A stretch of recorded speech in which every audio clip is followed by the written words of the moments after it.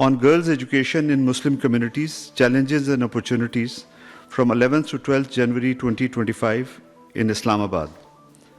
The global summit was attended by the Prime Minister of Pakistan, Secretary General OIC, Hussein Brahim Taha, Muslim World League Secretary General, and the Chairman of the Organization of Muslim Scholars, Sheikh Dr. Muhammad bin Abdul Karim Isa, besides high-level officials, ministers and dignitaries from a number of other Islamic countries.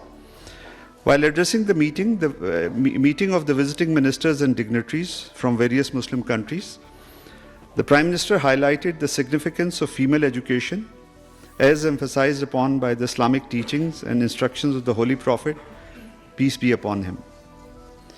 He highlighted a number of reforms undertaken by the government in education sector. Islamabad Declaration adopted by the conference comprises of several commitments agreed upon by the participating countries. It emphasizes the empowerment of women in education across all levels.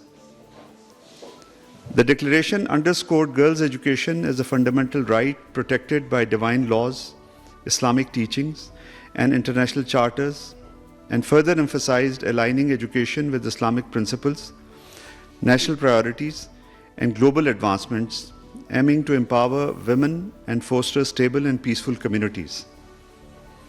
On the sidelines of the conference, Prime Minister Mohammad Shahbaz Sharif met with Mr. Hussein Brahim Taha, Secretary General of the OIC, and Secretary General of the Muslim World League, Sheikh Dr. Muhammad bin Abdul Karim Al Isa. Deputy Prime Minister and Foreign Minister, Senator Muhammad Ishaq Dar, also held a meeting with the Secretary General of the Organization of Islamic Cooperation, Hussein Brahim Taha. The fourth round of Pakistan-China bilateral political consultations and the fifth meeting of the CPEC Joint Working Group on International Cooperation and Coordination was held on 10th January 2025 in Beijing. Foreign Secretary Ms. Amna Baloch led the Pakistan delegation, while Vice Foreign Minister Mr. Sun Wetung led the Chinese side. The two sides noted with satisfaction the positive trajectory of Pakistan-China relations and reaffirmed the commitment to further deepen the all-weather strategic cooperative partnership. They reviewed the entire spectrum of bilateral cooperation and agreed to further strengthen the mutual partnerships in developing CPEC. The two sides underscored the need to reinforce their mutual coordination at multilateral forums, including at the United Nations Security Council, and exchange views on a range of regional and international issues. Pakistan welcomes Gaza ceasefire reached on 15 January 2025 and calls for its immediate and full implementation. It is hoped that the truce would lead to permanent ceasefire and help in scaling up humanitarian assistance. Indiscriminate use of force by Israeli occupation forces has caused unprecedented loss of lives and property and displacements of hundreds of thousands of innocent Palestinians. Israel's expansionist designs have destabilized the entire region.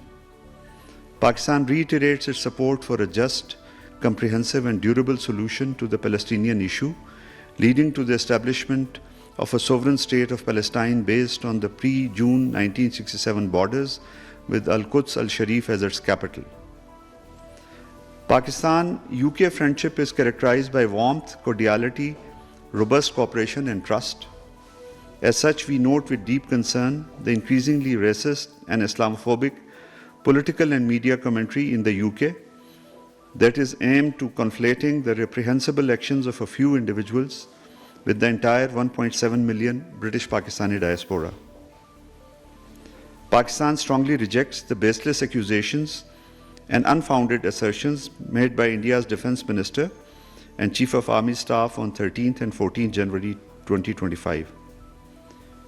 Jammu and Kashmir remains an internationally recognized disputed territory whose final status is to be determined in accordance with the relevant United Nations Security Council resolutions and the aspirations of the Kashmiri people.